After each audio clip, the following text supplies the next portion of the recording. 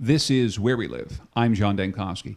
Maybe not every weekend of the year, but surely 25 times or so each year, I drive from my home in Litchfield County to what I think is one of the most beautiful places on this planet. The White Memorial Foundation is a sprawling park and wildlife habitat right in the middle of the town of Litchfield.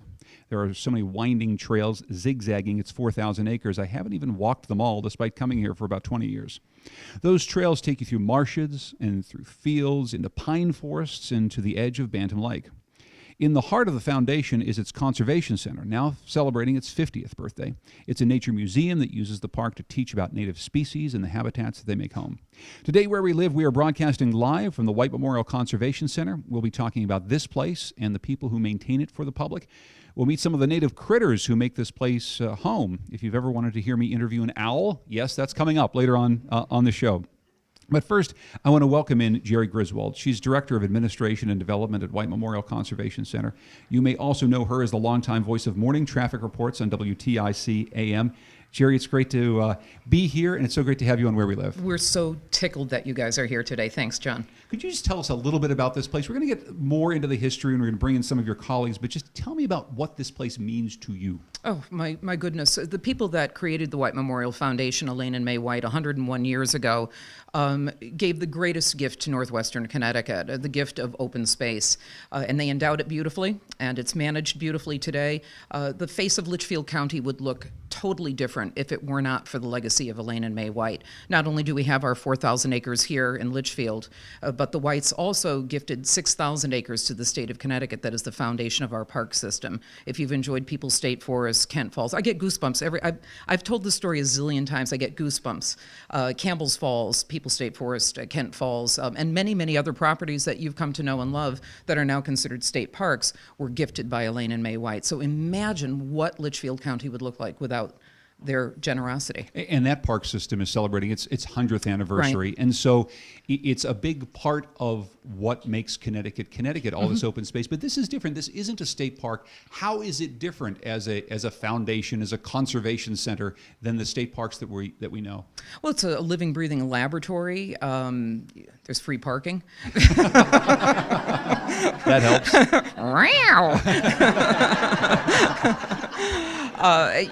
There's just nothing like us. The Whites set out to obtain 100% of the land around Bantam Lake, and they acquired 60% of it. So still, homes on Bantam Lake sit on leased property that is maintained by the foundation.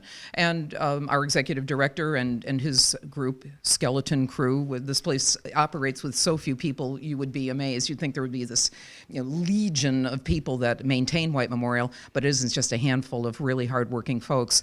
But they make sure that native plantings are on properties, that people are managing that land properly. So the whole gist of it is to maintain the legacy and continue the legacy of Elaine and May White, and to keep this pure and clean and educate children and bring the public in and get you out in open space. I always say that a baseball diamond and a soccer field, that is not open space. Get your children out in nature. For me personally, the foundation of who I am today rests in that backyard in Winchester. So I was really happy to come from the urban jungle of full-time broadcasting to White Memorial 7 years ago, where this is my office, this is our lab. It's a pretty good gig. It's a really good gig. It's surrounded by all these beautiful fields and woods, and we're going to be learning more about what's in those fields and woods in just a moment. I do have to ask, though, we've done programs on the state park system. We've talked an awful lot about the importance of open space preservation here.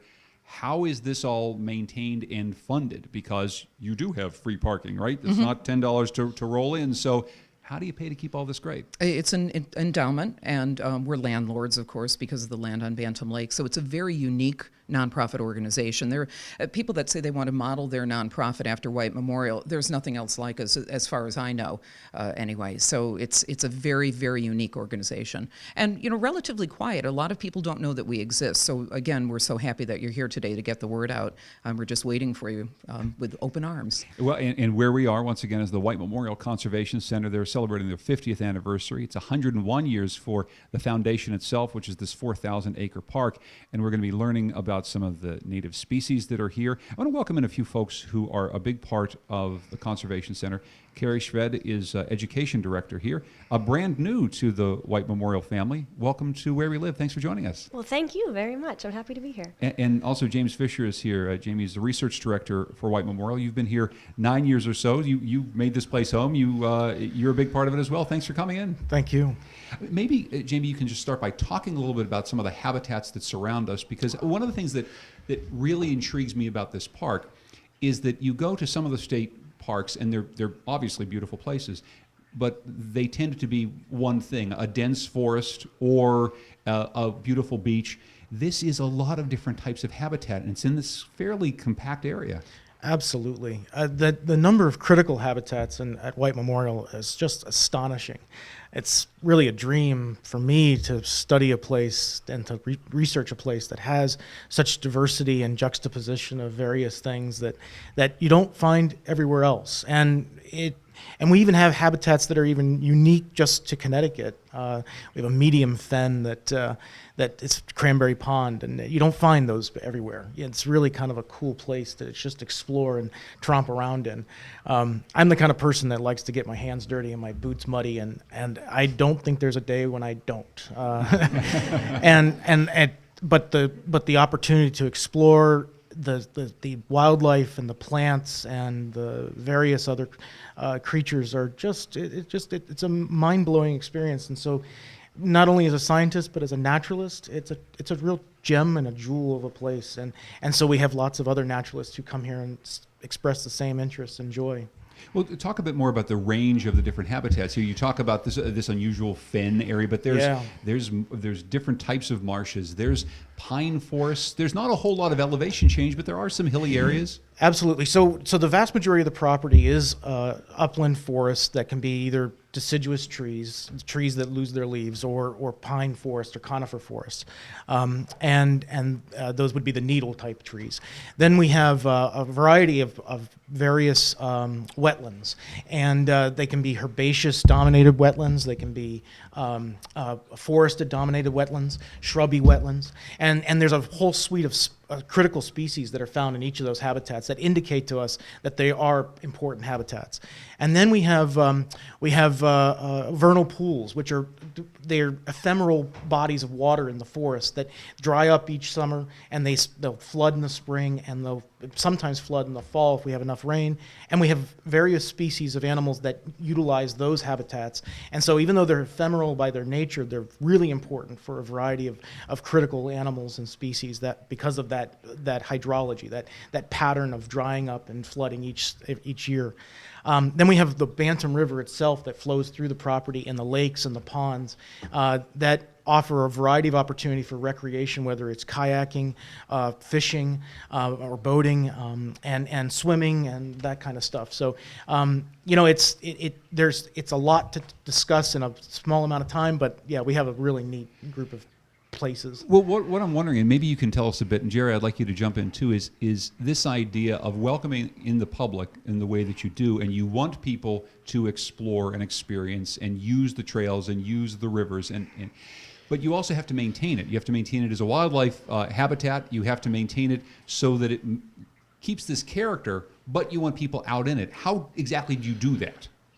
I have no idea how we do it. It is the most unique balancing act I've ever encountered, and I don't know if I've never encountered this anywhere else where I've seen the mission statement as simplistic but as broad as it is, because it's not just recreation or conservation, it's also education and research, and we try to meld all that together.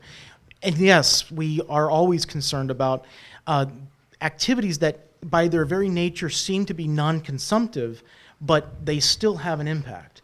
And we are always trying to make sure that even though people may, by their best intentions, not have an impact, we try our best to minimize that impact that they may have unintentionally.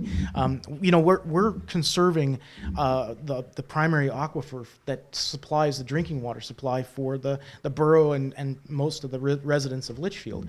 And I mean, it's a nuanced activity, because on one hand we have all this other activity going on, but underneath all that there's drinking water supply that has to be charging people's own homes every day. So Jerry, talk a bit more about that, because that balancing act of bringing people, and you want people to come in, but people cause damage even when they're trying to just have fun. How do you mitigate that? We have actually we work with the Connecticut DEP conservation officers that come and patrol the place, at night, to make sure no shenanigans go on, because let's face it, kids are kids. But I have to say, though, I'm administration and I'm usually stuck up in an office. I might as well be in a skyscraper most of the time. I think that we have a great deal of really respectful people that come through this property, and I think that true nature junkies are that way. We're not looking at people that are off-roading on the trails a lot and causing disruptions. And Jamie has a lot of work, salamander cover boards. I don't think that people are going into the woods and upturning them. I think people are generally very respectful. yeah, in general they are, but at the same time we're always Just keep your dog on a leash. There's that, and Yes, please. And then there's also, we have the trails are not open to vehicles. They're open to bicycles and horses and people walking, but they're not open to vehicles. And so there's gates at the trailhead, and the rules are posted, and we do our best to encourage an open dialogue with our members and the people who use the property. Don't ride your horse on the boardwalk. Yeah. And there's signs up for that. There are horses all over the place. Too. People do ride their horses here, but some places they shouldn't. Yeah. Yeah, but it's, where else will you find a place where you sometimes will encounter a horse-drawn carriage being carted through the forest, and you see a small family on that and enjoying nature that way, the same way that Elaine and May White enjoyed the property. Where else do you see an opportunity where you see someone towing behind them a kayak so that they can get into one of the remote ponds so that they can go fishing? And it's not something that you encounter everywhere, and yet there's still that desire at everyone here that they want to leave it so that they can come back to it. Yeah. I wonder, Carrie, if you can talk a bit about your role here and the educational piece of all this, because getting people to use the property recreationally is a big part of it, but obviously the Conservation Center is an education facility at its heart. So talk about some of the work that you do. Sure. I just want to add to the last conversation there that one of the main philosophies that we try to instill in the kids that we see is that leave no trace, or pack it in, pack it out. So hopefully we're teaching them from a very young age to respect nature and leave it as they saw it, so that future generations can enjoy it as much as they did. So that's one of the things that we definitely try to emphasize. We have programs for kids age pre-K all the way through high school, and we deal with kids that are coming from the schools, not only in Litchfield County, but we even get some schools from surrounding counties. And then we also have kids, especially during the summer, that are just signed up for camp programs. Maybe they come here with their families, that's how they know about the park, and they want to learn a little bit more about it. So, and I've had a couple kids from summer camp this year that actually live in New York City, but they're up here usually staying with their grandparents on vacation. And so it's so neat that they take the time to spend 1 or 2 of their weeks of their vacation here at White Memorial. So we just really try to get kids out in nature. I mean, that's really what it's all about. It sounds simple, and yet in this day and age, it doesn't happen with a lot of children. So our goal is to really get them to establish a connection with nature that they wouldn't normally have. And these are kids that, what I've learned from them this year is that nature and their other activities don't have to be exclusive of each other. There are kids that come in here that are also really into Minecraft and compute, like all these crazy video games, and yet they still take time to come out in nature. So it's not a matter of pitting one against the other. It's just having kids that are well-rounded. that get to experience lots of different things, and hopefully nature is just one of those many things that they do throughout their childhood. And as we talked about before, with the various habitats, it's a great laboratory. It's a place where you can actually maybe sit and have a conversation about what you're going to see, and then go and see it Yes. within 10 minutes. And actually, a fairly short hike away, you have all these things right in front of you. Right. Just to give an example of some of the activities we've done during summer camp, and actually, I should say we don't just stay on property, although there are so many cool things to do here, but we go off-site too. We've climbed mountains, we catch crayfish, we look under Jamie's salamander boards for what lovely things live underneath. Of course, we put them back when we're done. We try to not have an impact there. We studied birds yesterday. They each had to learn a call, and then when we heard it out in the woods, they had to identify the call and list 3 things that they learned about the bird. So it's really just, it's not just classroom learning, it's really experiential learning. And I know, Jerry, for years you've led hikes here, and not just education stuff for kids, but there's a lot of ways to come out here and just get guided tours of this property. Yeah, I'm in charge of Saturday programming, and a lot of I was finding in the beginning that a lot of people weren't bringing their children to Saturday programming, that kids are tied down to games or baseball, soccer, ballet class, et cetera, et cetera. So my numbers were tanking on the weekends, and I said, well, the heck with the kids, let's focus on adults and let the kids come along if they can. And it's turned into something really wonderful for us, where we do a lot of adult programming on the weekend. Children, of course, are always invited.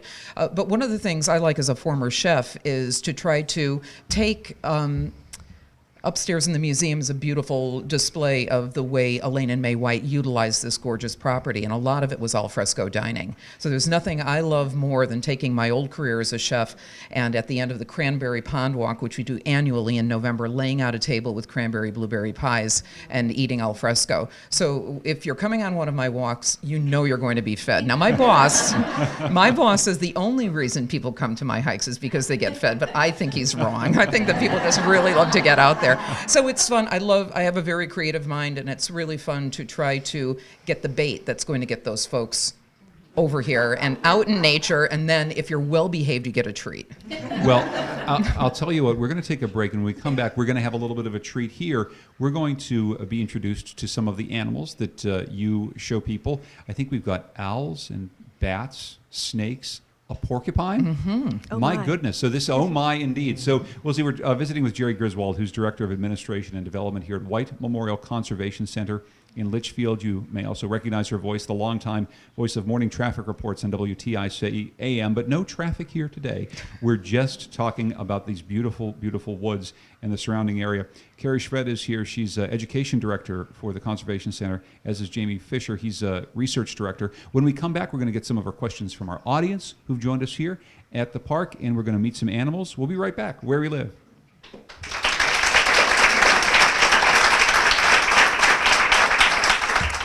Well, let's meet Corny first. Corny's a corn snake.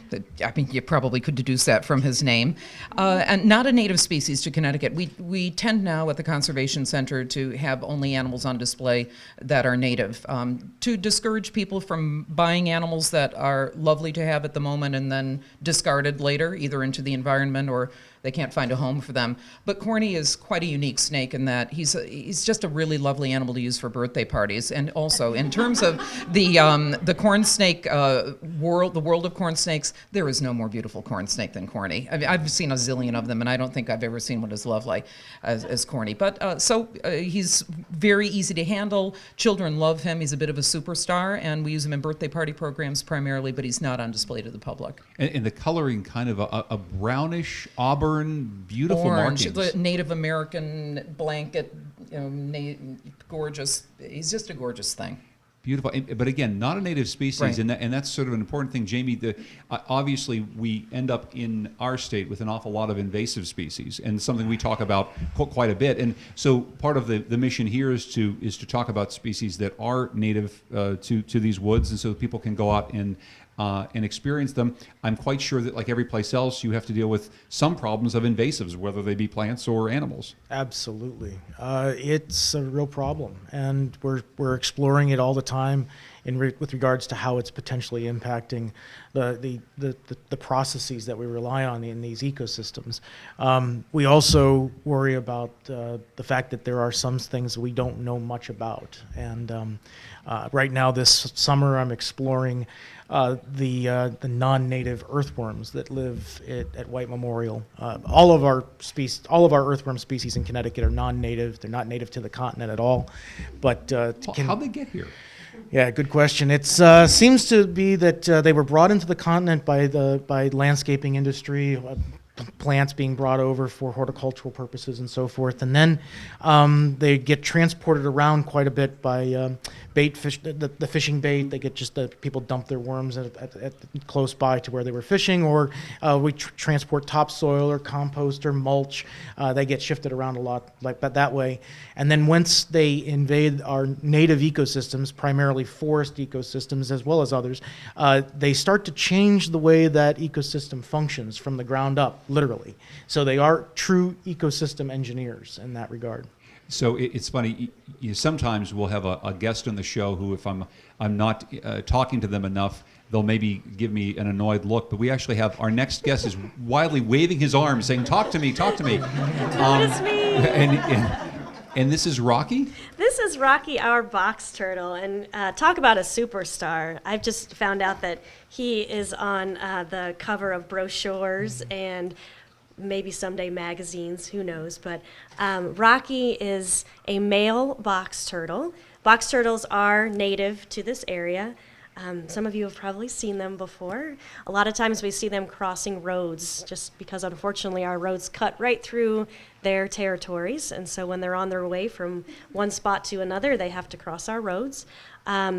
Box turtles, now Jamie could probably go into more detail about this, but I think that they're not as common as they used to be in this area, or not as easily That's correct. seen. Yeah, they're declining. Yeah. Yeah. Yeah, we did a program on turtles not too terribly long ago, and there are some species that are quite a bit in decline, and then, as I was talking about earlier, there are some species that are sold as pets, then often let go in the wild, and those will predominate places. But this box turtle is a native species. Yes, absolutely. Now, one cool thing about box turtles is you can tell if it's a male or a female by the color of its eyes. So next time you all see a box turtle and help it across the road, you can just take a quick look at it before you set it on the other side. Look at its eyes.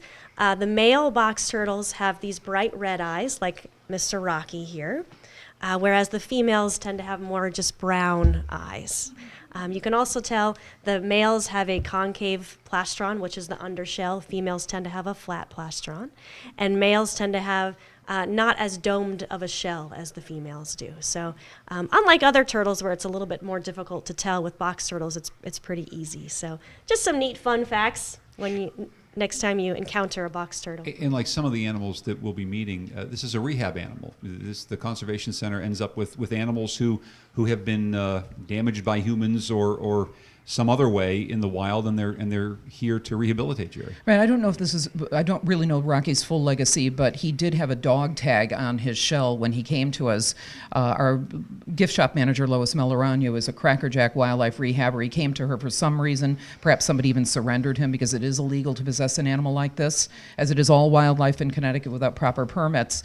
And the Connecticut DEP believed that it was best that he stayed in captivity because you don't know what he's been exposed to or what he could bring into the fragile environment outside. So I think it's worked out really well. It was a win-win for everybody. Win-win for children, win-win for Rocky, for the Institute of American Indian Studies. There's their poster child down there. Yeah, he's a superstar. That's right. And as you can see, he's very shy.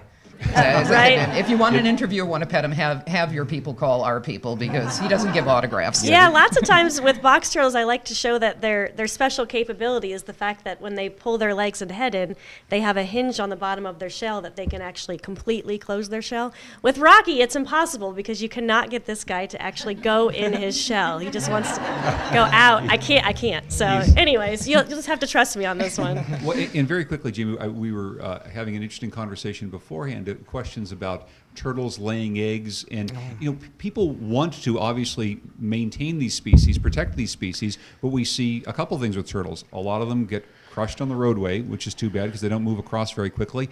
And many of them, they lay eggs, and then those eggs are decimated by the local predators, things like foxes or skunks. Foxes, skunks, raccoons, yes. And what's actually worse for our turtles here in Connecticut is the fact that they get killed on the roads, because this is a group of animals that have a life history traits where they have long lives. They can sometimes live as long as 60 years or more. So they're very much on the same time scale as we are. But they lay lots of eggs all at once, just about every year, maybe every other year. And the idea is that they have adapted this strategy because they know that they're going to get a lot of predation. So the idea is that if one or two make it to become reproductive adults in their lifespan, one or two offspring do, then the population persists. But the way they do that is they lay lots of eggs and live a very long life to do it.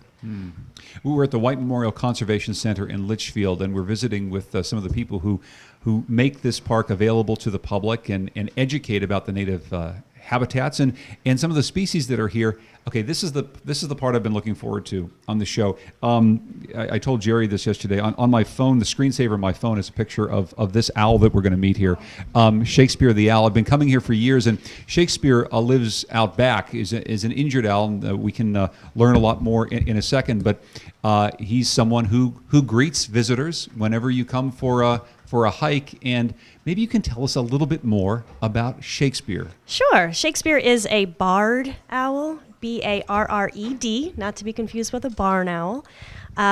This is the most common type of owl that lives in this area, just named after the bars on the chest and on the back as well. And barred owls make a very distinctive call. Even if you've never seen a barred owl before, you've probably encountered it in some way because you've probably heard it. The call that... Thank you, Jerry. Yes. That was not Shakespeare. We'll have her do that more later for us. Who cooks for you? Who cooks for you all? That's the catchphrase that's used. So many of you have probably heard that before. And Shakespeare was also a bird that was found injured in the wild.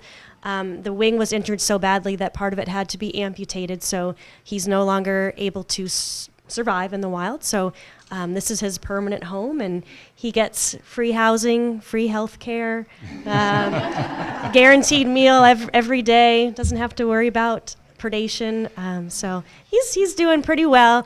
And the only trade-off is that he has to be our ambassador for the barred owl species and be an education animal so that folks like you and kids too can get up close and personal with these amazing animals. And it is an amazing animal. And Jimmy, you were saying earlier, of course, our listeners can't see what Shakespeare's doing now. He's sitting very calmly, but a moment ago he was flapping his one good wing fairly furiously, but we heard nothing. It's not like we heard a big flapping noise, and that's part of the reason that owls are able to, silently prey at night. Yeah, they've adapted on their feathers, and particularly on the primary feathers that they use for flight, they've adapted a fringe of tiny little plumes of feathers that sort of buffer the sound and make them a silent flyer, and that's it's advantageous when you're trying to catch something like a mouse in the middle of the night.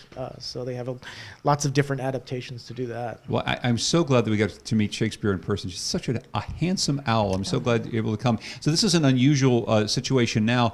I was just saying the box turtle we were just talking to was very, very anxious to be talked to. Now I think the person who's anxious to get talked to is Jerry Griswold once again, because you're handling a full-size porcupine, near as I can tell. And I don't know how long you're supposed to hold a porcupine before you put that porcupine down. So maybe you can explain what you're doing and who this is. Well, I've been a licensed wildlife rehabilitator since the early 1990s, and I specialize in bats, which I know we'll be talking about shortly. But porcupines have always had a soft spot in my heart. They're a native to the area where we live, John, up in the northwest corner and across the northern tier of the state. Yet most people don't even realize that they exist here in Connecticut. And in fact, in Jamie's studies around the property here, I think only once evidence of a porcupine has been seen on White Memorial's property. They live in Washington, they live in Burlington, they live in Harwinton, and they're just snubbing us, which is terrible. So this animal actually belongs to me. I'm licensed by the state and federal government to keep this animal permanently for use in programming. And her name is kind of odd. It's the new one. I believe she's an older animal. Oh, the new one, yes. The new one is her name. She was once the new one. Now she's my only porcupine, and the name kind of stuck. And they're a very curious animal. There are about 40 species of porcupines that live worldwide. The North American porcupine, which we have here, is the only porcupine species in North America. And they are the third largest rodent in the Americas. The largest rodent, of course, being the capybara, the beaver, of course, which we have as the symbol of the White Memorial Foundation. You can see beavers here, absolutely. Yes, lots of beavers. And then, of course, the North American porcupine can be quite big. So I use her in programming. You can see she's kind of nervous. I'm a human pin cushion.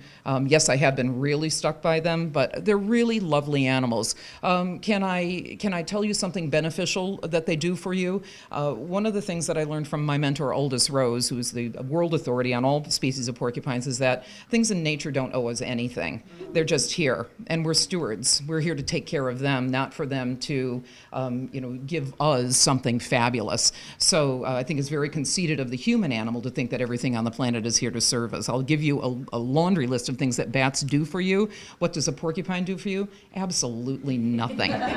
It's just a super cool animal. It is a super cool animal, and you're wearing what I guess it's a porcupine shirt. I mean, what do you have to wear to handle a porcupine? There was a lot of trial and error, John, to figure out what worked best. And it's like Kevlar? What is this? It's just a leather shirt. It's a fabulous, funky, fabulous leather shirt. I could wear it out to dinner after I pick all the quills out of it. Well, normally I would say I would love to pet the animal that you're holding. See, I could pet her with my bare hand. But I think I'm going to pass. Thank you. Thank you very much for introducing us to the new one. I'll tell you what, we're going to take a break. When we come back, we've got more animals here to meet. We're at the White Memorial Conservation Center. It's in case you can't tell, folks, it's one of my favorite places on the earth. It's in Litchfield, Connecticut. 4,000 beautiful acres of fields and woods and marshes and great places to swim and hike. And we're here visiting with some of the folks who make this place go. When we come back, we're going to get some questions from the audience. We're going to meet some more animals, and we're going to talk more about nature here on Where We Live. Live from White Memorial Conservation Center in Litchfield, Connecticut. This is Where We Live.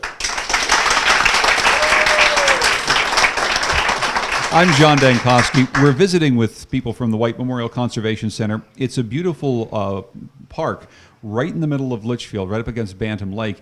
It is a park and center, so that there's a nature museum, there's educational programs. We're visiting with Carrie Schved, who's the education director here, Jamie Fisher, who's the research director, and Jerry Griswold, who's director of administration and development at White Memorial. And you may very well know Jerry from a long time doing the traffic on WTIC AM, but she's here in her role as as a steward of a place that we both love. And we're going to take some questions from the audience. We're going to meet some more animals here. Let's see, who's in the audience? I know who you are. Vita Muir is here from the Litchfield Jazz Festival. Hi, Vita. Hello, John. So tell us about this place. I know that the very first time I ever saw the Litchfield Jazz Festival was right here on the grounds. Were you at the first festival? I was at the very first festival. Ah. And this is also the place where we had the very first camp. And the reason we had the very first festival and the very first camp here is that, among other things, this is a very collegial organization. We were able to start the first festival here because Gene Mara, who was then the director, also was a serious jazz head. And he helped me to get a grant to start that first festival. It was a program called Partnerships for a Stronger Community. And so we put the festival here, and it's really spectacular. We would still be here, except for the fact that after the second festival, we hadn't expected it to be that popular. We put people on buses, and we discovered you cannot separate a New Englander from his car. And after the first camp, we discovered that we needed beds. And White Memorial was gorgeous, and we loved being here.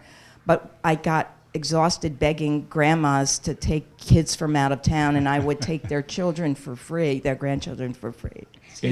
For free. So that's why we're now at Goshen. Well, and yeah, but in we many loved ways, it here. the festival, the success of the festival outgrew this place. But yeah, I was here at the first one, and it was beautiful. It was a beautiful place for it. I just want to say, and to tag on to Vita, I started a festival as well called Iceland Affair, and it started right here as a one-day program in the activity shed to celebrate everything Iceland, and we've outgrown White Memorial as well. So it starts. It's October 18th. It's just a one-day festival experience. experiencing the nature and culture and the food and the animal life of Iceland. And in the evening is a grand concert with 6 of the greatest recording artists in the nation in Iceland coming down to play at Infinity Hall in Norfolk. So that's October 18th. And again, it started right here at White Memorial. So the property is for rent here. The carriage house has bunk beds and dormitories for school groups or any kind of group, actually.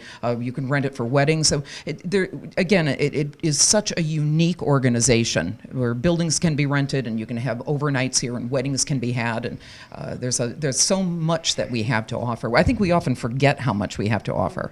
Yeah, and that's the thing. We've been here when there's weddings here, and there's so much going on at the same time. Boy Scout events and everything else. Free camping for all nonprofit groups. We have 2 campgrounds, so you can call the foundation office for information about that. Before we meet some bats, who's got a question or a thought here? Hi there. What's your name? Mark from Litchfield. Hi, Mark. And the question's for, I guess, Jamie.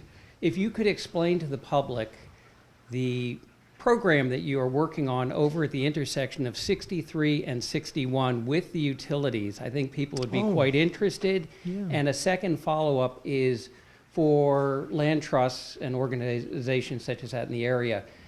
You, I believe, did a Phragmites remediation removal. Sure. And do you offer advice, consulting, or whatever for local land trusts? Well, I'll start with your first part of your question. It's a unique, it's part experiment, part demonstration area. It's referred to as Stormwise. And it's there are demonstration areas in each county of the state. We are the one for Litchfield County. It's a collaboration between Connecticut Agriculture Experiment Station, the U.S. Forest Service, University of Connecticut, and then the landowners themselves being White Memorial Foundation, and then the utility companies.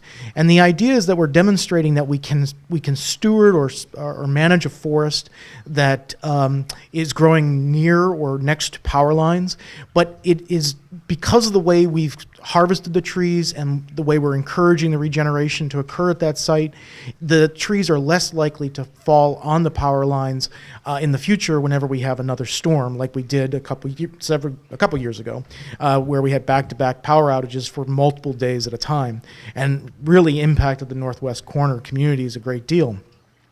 And so this is just a really neat opportunity to show people that you can have a forest and it can be growing near power lines, but it doesn't have to necessarily be tall trees growing right up against the power line that then could subsequently fall on it. The second part of your question dealing with Phragmites is an invasive plant species that's been around for many, many years. And in some places and most places, it becomes so abundant and dominant in wetlands that it actually changes the way the wetlands function, and then that affects drinking water supplies and so forth.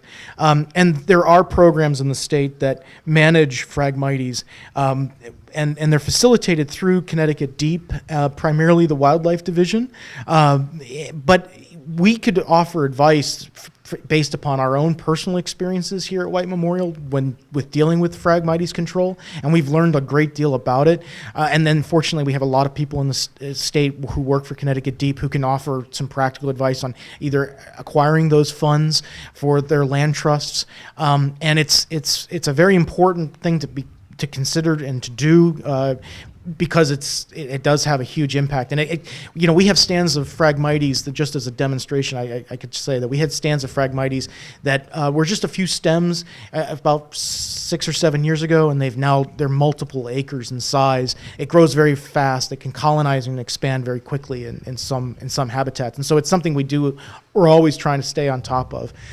The prescriptions and the methods are very precise and very specific, but it's something that I would encourage other land trusts to explore to see if it's feasible for them. If you have questions for our experts here at White Memorial Conservation Center, just raise your hand. We'll get you the microphone.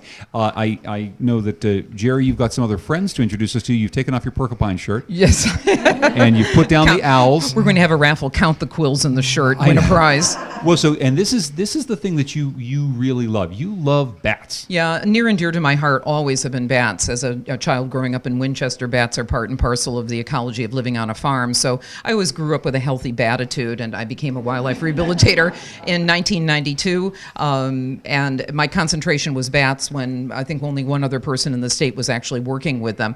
Well, it's changed a lot since then. There are many more people involved in the rehabilitation of bats now, which is terrific, not just in Connecticut, but around the world. But something happened in 2006 that has gravely affected our population. It's called white nose syndrome, and I know that you guys have been very good about keeping that in the forefront of the news. About 8 million animals have died since 2006 when white nose syndrome entered the United States by mistake, a fungus that came in from Europe and dropped into a cave by mistake up in New York State. And our largest hibernaculum for bats in Connecticut is Mine Hill down in Roxbury, where 4,000 little brown bats once lived. Every single one of them died. And these little animals are crucial to life. All bats are crucial to life on Earth, whether they're insect eaters, which is their primary role, but they're pollinators and seed dispersers. And I wasn't kidding at the beginning of the show. The bananas, bats are pollinators of wild banana plants. So bats, the impact that these animals make on you is something that occurs day to day, whether they're eating the mosquitoes or whether they're putting food on your table. There isn't an animal in the world that impacts human life positively on a day-to-day basis more than a bat. And yet they're still vilified because we've only cared to study them for about 60 or 70 years. So I intercept some pretty interesting animals, and one of the animals I brought with me today, and I'm sure I'll be soundly bitten, is a state-threatened species called an eastern red bat. And this animal is threatened because of habitat destruction. It lives in maple trees, and they're very rare. This is a female, and she came to me from Waterbury, and she's very angry with me, of course. Don't try this at home. She's biting through my glove, and I'm sure she'll get to my hand eventually. But she has a bruised radius, basically, a bruised radius, not a broken arm, which is terrific. And so hopefully she'll have a good future. I hope to release her this year. But it's really incredible having an animal like this, because I think most people think bats are just brown, when we have 3 species of migratory bats in our state that are wildly colorful and really beautiful. The payback, though, is that they're not as smart as the brown bats, so they sacrifice the beauty for the brains, or the brains for the beauty. So she's not the brightest bat in the box, but it sure is fun having her. They'll migrate maybe a couple of 100 miles south for the winter, and they will hibernate in the fronts of caves. So where the fungus that is killing the crevice-dwelling bats is, it's a cold-loving fungus deep in the caves that's hurting our little brown bats and other species similar, the mosquito eaters. This bat is roosting in the fronts of caves and not being affected, or at least they don't believe it's being affected yet. And the white nose syndrome, that again, it got its start in the United States, in upstate New York. So we have some experience with it here in Connecticut. Do we know anything about how quickly it is moving, about how it is affecting the bat populations in Connecticut or the rest of New England now? I don't know. Jamie might be able to expound a little bit more on that.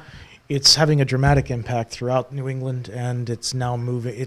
The fungus has been documented going through southern Appalachian Mountains and westward. Alabama, yeah, Oklahoma, westward, yeah, Kentucky. Yeah, it's spreading very rapidly. 5 there Canadian are several provinces. rare species of bats that nationwide that are potentially impacted. We may lose them forever. I mean, these could be extinction events, and this has all happened in a matter of 7 years or so. Is there a major national initiative? We're Yes. just getting asked: is there a big national initiative on what's being done to There's stop this? at least education going on through the U.S. Fish and Wildlife Service, and there are regional programs throughout the country trying to address this at a regional as well as national level.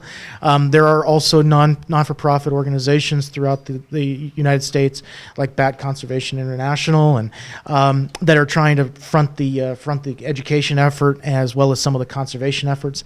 There are some strategies that have been explored to possibly mitigate the impact by, but again, this is happening so fast. It's difficult to set up conservation strategies and programs, and to see how effective they are in their conservation efforts. I want Jerry. You want to jump in? Yeah, very quickly? burr under my saddle is that $970,000 of federal funding has gone to this problem, and that's unconscionable. We could all go to the casino and have a ball with that and just get rid of it immediately, and that's split up amongst 28 states. That's crazy for an animal that is crucial to life on Earth, that we're allowing species to literally teeter on the brink of extinction. Nothing has ever harmed us in such a way to wipe out our species. But white nose syndrome threatens species, and it's unconscionable that there isn't more funding available for the study of this or how to eradicate it. And it's really tough. It's just hit so hard and so fast. And these little animals have such a low birth rate. They're long living, they're low reproducing, they give birth just once a year. So, it just really sucker punched us. And so it's difficult to bring back little brown bat populations when they were literally wiped out before we could even realize how acute the situation was. It's being referred to as the worst ecological disaster that we've ever faced, at least in this generation. And it's going to take multiple decades for the bat population to rebound, if they ever do. We just have a few minutes left in the program, and I know that we have one more question from around here. Hi there, what's your name? Hi, I'm Sharon, and I'm a Torrington native. And I just wanted to expand on what Carrie said about the children's education. My summers were pretty much spent here at White Memorial, and I think that when you can start your childhood here, you continue. I wouldn't outgrow it. I haven't outgrown it, and the membership for the Conservation Center definitely pays for itself with admission to the museum, which we haven't touched on just yet, but I have so many memories of going through the museum, and I was so ecstatic when they did the renovation, and I've brought my niece and nephew through. They've gone to camp here repeatedly over the summers, and I just wanted to let people know that if you start here, you'll probably continue, and even listening to the panel today, I've learned more, even though I've been here several times before. So, And thank you very much for saying that too. And the museum upstairs thank you, is a Sharon. beautiful place. We have 2 minutes left, and we've got one little more friend that we just want to be introduced to, Jerry. I don't think she's a friend. Oh no! This is one of the very important bats that Jamie referred to. It's a northern long-eared. And this little animal made the news just a couple of weeks ago, and that Fish and Wildlife is considering putting this animal on the endangered species list. Crucial to life on Earth in that this little critter eats about 1,200 mosquitoes in an hour on a summer night. They're just incredible. And this type of bat, a Myotis species, is the animal that is being really gravely affected by white nose syndrome. So my situation is that I wonder public health implications moving down the line, mosquito-borne diseases, equine encephalitis, West Nile virus, things like heartworm that your dogs get, they're all mosquito-borne. Even malaria that was in Connecticut 100 years ago in New Haven, documented cases of malaria. With these animals making such a huge impact on mosquito populations and disappearing, what does that mean for us in the long term? We really need to wake up and smell the coffee. And I'm so glad that we got to that, because these you were joking about the porcupine. What do porcupines do for us? Not much, but some of these animals, they do an awful lot for us. And I'm so glad you're able to bring them here and talk about this important issue in this important and amazing place. Jerry Griswold and Carrie Shved and Jamie Fisher, thank you so much for doing this. Thank you so much for your time. Thank you so much. Thank you, everybody. Our program is produced by Lydia Brown and Tucker Ives. Our interns today, Allison Ehrenreich and Katie Pikus, and the executive producer of Where We Live is Katie Tolarski. And we're thrilled to be at White Memorial Conservation Center. You can find them online. You can find out about all the hiking trails and the things to do here. I'm so glad we got to spend a little bit of our morning here. We'll maybe go on a hike. This is Where We Live.